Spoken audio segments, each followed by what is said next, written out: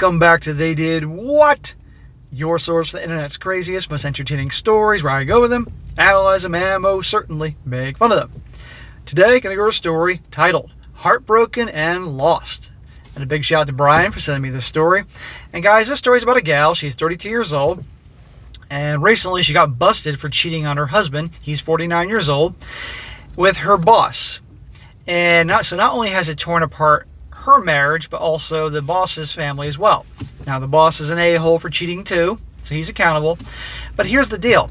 This whole thing is her, confessing to the world what she did. She wants to change and everything. But the entire time, she blames everybody else for her problems. She blames her cheating on her husband. That he's labeled him as a lot of nasty things. She blamed it on her ex-husband and how he was, and she's so damaged and this and that. And then her affair partner boss blaming him for leading her on, and even though she willingly cheated, etc., etc. Here. And as I said a lot of times before, guys, and you'll see this in this thing I go over here. How often is it that when people talk about their exes, in terms of the gals talking to their male exes, they're always labeled some bad thing. Labeled as being controlling or manipulative, or the big A word, abusive, whether it be emotionally, mentally, all those different things. They're always the bad guy here, but I never hear anything about them. And this whole thing is one big giant pity party, and it's just, on the one hand, it makes you laugh, and on the other hand, it's very sad and disturbing. So this one kind of backs up why I tell you guys, you relationship guys, I know there are plenty of you that watch me here, you be very carefully getting relationships, but you got to take your time to really vet and get to know. And because a lot of gals, people, men can do it too, can hide who they really are for a long time. And your story here, she talks about rushing into relationships, and these people didn't know who they're getting themselves into. And this gal needs a lot of work. But I want you can literally make a drinking game out of this video. Every time she talks about how she's done things wrong, but then blames everybody else. It's just round and round you go. You literally could be a shot game here, and you'd be trashed by the end of the video. So anyway, sit back and just see how this whole thing goes, and you'll see exactly what I'm talking about here. She says, "Hi all, I'm new here. I'm looking for a safe, supportive place to share my situation, and hopefully other waywards will read and maybe not feel so alone." So already she's doing it, starting with the woe is me. Not feel so alone. You're in this position because, well, you were in lots of positions, honey. I, a 32-year-old, cheat on my spouse, a 49-year-old of almost 6 years, with my boss. There's a cliche. The affair did not last long, but I had a bond with the affair partner for 3 years before the emotional affair started, and eventually turned into a physical affair. So lots of emotions involved. I believed I'd fallen in love. Oh, well, in that case, justifies everything. Love conquers all, right?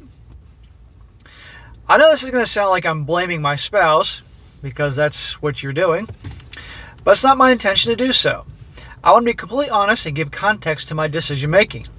And I know admitting this wouldn't help my desire to be transparent and seeking genuine healing. I want to take full responsibility for my actions, and it's not my betrayed spouse's fault for the affair. I really, truly realize this. And yet you're going to still blame him anyway, and blame everything else but yourself. Our marriage hasn't been good since day one. The way we met and ultimately decided to marry each other was not healthy, and we rushed into everything. Well, it takes two, honey. I'm not wanting to tell my whole life story here, but I'd just gone through a divorce with my very abusive ex, and there were loads I hadn't healed from. I chose instead to run away from everything with my current spouse and try to start a completely new life. Well, it's always interesting in these stories how these exes are always labeled as being controlling, manipulative, abusive, mentally abusive, emotionally, all these things. And I'm sure some cases there are. But it seems like it's always the ex has done awful things and I haven't done anything wrong. And she rushed into the next relationship without healing and figuring things out. The betrayed spouse, her husband here, is emotionally and verbally abusive at times, and tried to change everything about me since we started a relationship together. And I think because of what I came out of, I had no idea what I was getting myself into. So now he's the bad guy too. And if this is accurate, she has a habit of chasing after the same guys, or just when anything goes wrong, she'll immediately label ex-boyfriends or current husbands or whatever as the bad guys here. That happens a lot. So this is why I'm very, skeptical about this whole thing. And I was convinced that they were right about me. I also came to them with a lot of baggage, and they didn't know how to handle it, so our relationship became pretty toxic very quickly. So she's a damaged gal with issues. And guess what, guys? I tell you all the time, don't waste your time with them. Let some other sucker, because there will always be some other sucker, try to fix the damaged girls. I know there was also mental illness involved on my part. Also, not an excuse for what I did, but once again, I believe it played a role, at least in part. So I don't want to admit it. So, bad guy exes and mental illness, making her blameless for her actions. You see what I'm talking about? Fast forward a couple years ago in our marriage, when I first got my job and met the eventual affair partner. They have a spouse and family. Why is she saying they? Isn't it a he? And over the course of 3 years working with them, I became very close to them all, which I know makes what I've done make much more worse and destructive. So I'm just going to say, instead of her them crap, I'm just going to say him. She obviously knows this guy's family, but still had the affair. Fast forward three more years to the affair. My boss and I started to become very close. Had a lot in common, shared similar past, sense of humor, etc. I started confiding in him more and more, and I knew it was wrong. Things were getting worse and worse with my spouse, and I started to slowly detach from him. I felt so alone and depressed. I think I just went into a dark place mentally, and apathy began to creep in. Well, if it was that bad, why didn't you go through a divorce? Or at least separate, or therapy, or something. Now, the therapy always benefits, almost overwhelmingly benefits the woman, but so I'm surprised she didn't do that. But instead, it's easier to cheat and then ruin two families. So to me, this woman is self-destructive. That's what I'm seeing in this situation. Eventually, the affair partner admitted having feelings and marital issues of his own to me. And that's when everything changed between us. This has been a pattern for me, and why I suspect mental illness and toxic coping mechanisms from past unhealed trauma, not an excuse. But you were making an excuse. I love how she'll list all these things and say, well, it's not an excuse, but that's what you're going for. The affair partner became my best friend, and I selfishly, foolishly, and destructively made their heart and life my responsibility. I don't know if the affair partner realized how messed up, broken, and vulnerable I was. The emotional affair took place, to the best of my understanding, approximately 4 months. So instead of working it out with her husband, this is what she does. And let's just say maybe the husband of hers isn't exactly the nicest fella. Well, she's not exactly a saint either, so it's any surprise they were drawn to each other. The physical affair lasted a few days, and then D-Day. Number 1 was 3.5 weeks ago. We went no contact for a week and started texting and calling each other again. On D-Day number 2 was yesterday. There was plenty of opportunities to stop things. We talked about it, but neither of us stopped. In other words, they hooked up again and cheated again on both their families. Both D-Days were due to us being caught. I confessed everything to my betrayed spouse. Yesterday, the affair partner called and told me that he deceived everyone and didn't love me, and that he doesn't want anything to do with me anymore. Well, that's what usually happens in these ugly messes when you get involved with married people. Okay? But boo-hoo. You knew what you were doing. You're a grown-ass woman. So no contact officially began then. I'm sort of relieved, but my heart is torn apart. Well, you didn't care about your husband's heart being torn apart. You didn't care about that guy's wife and family's hearts being torn apart. You were caring about you. But because you had bad relationships and you sensed mental illness, because nowadays everybody has some mental illness, therefore they can be excused from blame. This is what we have here. Please note, this is very fresh for me, and I'm being honest with my emotions. Right or wrong, my intention is to heal and not be this person anymore. Well, that's a good thing. The question is, are you going to take the right corrective actions to not be this type of person anymore? Because it sounds like you have a history of this. But you're not going to prevent yourself from being this person anymore when you keep blaming everybody else or other things for your own actions. If what the affair partner told me yesterday is true, I feel used and taken advantage of in my weakness that they knew full well about, as they initiated everything every step of the way. So, again, the affair partner is the bad guy, not me. It takes two to tango. End of story. But the only thing missing here is her saying that he forced himself upon her, which, if memory serves, that's not going to be the issue yet. But no, stop blaming it all on him. You're a grown-ass woman. You're a big girl. You made mistakes. You did this. You chose to do this. You know the joke about the gals and accountability right here. Though I was willing to risk it all to be there for him because I let my emotions define reality and give in to them. Well, one thing is true, and many of you guys are aware of this, that generally speaking, women's operating system, CPU, is emotion-based, and they use that to justify the actions right here. Up until that phone call, I didn't want to point the finger at him even when my betrayed spouse has said that I felt I was being taken advantage of. I didn't defend the affair partner, but I stood in the fact that I was clearly in the wrong for my actions as well. I felt me and the affair partner were equally at fault. Well, you're both guilty. I don't care about him. You're the one writing the story. That's not going to make your husband feel any better. And again, you know, she's saying that her husband, and her ex, she labeled him as abusive. Well, we've all heard that before, and it turns out to be the case. And nobody should be abused mentally, physically, emotionally, and that stuff. But I find it very convenient here with her blame game going on, if that's actually a fact. I still don't desire to point the finger at anyone besides myself, but I have to be honest about what happened. You aren't pointing the finger at yourself. You're pointing the finger at everybody else and anything else.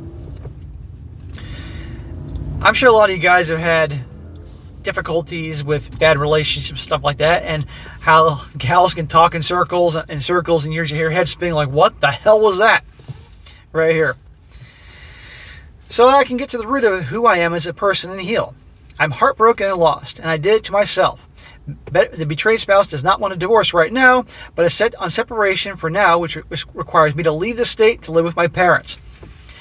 Wow, he isn't just kicking you out of the house, he's kicking you out of the entire state. Yeah, I don't think this is going to last. I told him that I respect any decision that he wished to make. I'm trying to be accountable for my actions. Are you sure about that? It's hard to know if R is possible. I don't know what the hell that's supposed to mean. As there is so much to unpack for both of us, and it will be years down the road before we can know if we want to stay together. All I can speak is for myself. I know the environment with betrayed spouse will not be healing one at a time, one this time, due to both our offenses towards each other. Back to blaming him. Let's just say maybe he isn't the best guy. Okay, it's time to part ways. Enough of the drama. But the other guy's wife didn't deserve this. The guy you cheat on. But it was easier just to do that because, and this goes into Misery Loves Company. Thank you for reading. I just wanted to be honest. I appreciate any comments, even hard ones to swallow. You're really using the swallow. You've been doing way too much swallowing, honey, that caused this problem in the first place. I'm not going to defend my actions, but I do want hope. I want to change. I want my betrayed spouse to know that I can heal and be the spouse I should have been. Well, now it sounds like he isn't so bad and you want to be better. I want him to know that I am remorseful. I want him to heal too. I want to believe it's possible even if R never happens. I guess R means restitution, reconciliation probably. Now, before I go into people in the comment section having words for her and her getting into more details about these different things, this is what I'm talking about. Never-ending, woe is me, blame everybody else, but then say I want to take accountability for this. This is why I make the joke about the gals and accountability. Well, it's not my joke. I've heard this countless times, and it's true. Best thing to do is part ways and stuff. But again, the smallest violin is being played here for this whining, complaining. But at the end of the day, the thing was done anyway. Now here's some comments. People are responding to her, and she'll get more in depth on her BS. One guy says, "Hi, OP. I strongly suggested some counseling for you. I really do.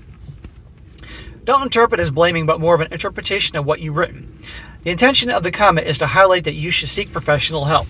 This lady does need professional help. Whether that will help her, who knows? You take ownership and responsibility, but next you show yourself as a victim. Abuse, mental health. You make excuses of why you're not the principal active role that led to your situation now. And the truth is that you are.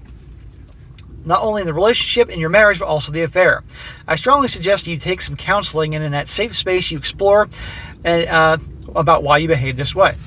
And she responds saying, "I know and I understand, though I've been victimized and I'm seeing it as something that has played a role in my decision making." So immediately, I know I understand, but I realize that my inner struggles and issues, not based on anyone or anything else, is ultimately what led me to this point.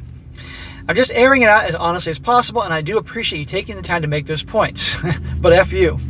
She didn't say that, but she's thinking that. Because it's true. That's definitely my goal in counseling, to figure out who I am and heal so I don't have to do these awful things again. Yeah, you need to definitely heal, and you do need professional help. Whether that will help, who knows? And you shouldn't be in relationships. And she raced from one bad relationship, so she claims, to another one, which a lot of people do, and it's foolish. Here's another one. This is a good one. This guy says, your marital problems that do not resolve and abuse are reasons to leave. Is leaving hard? Yes. But the energy you put towards an affair can be the energy used to get yourself out of one and work on yourself.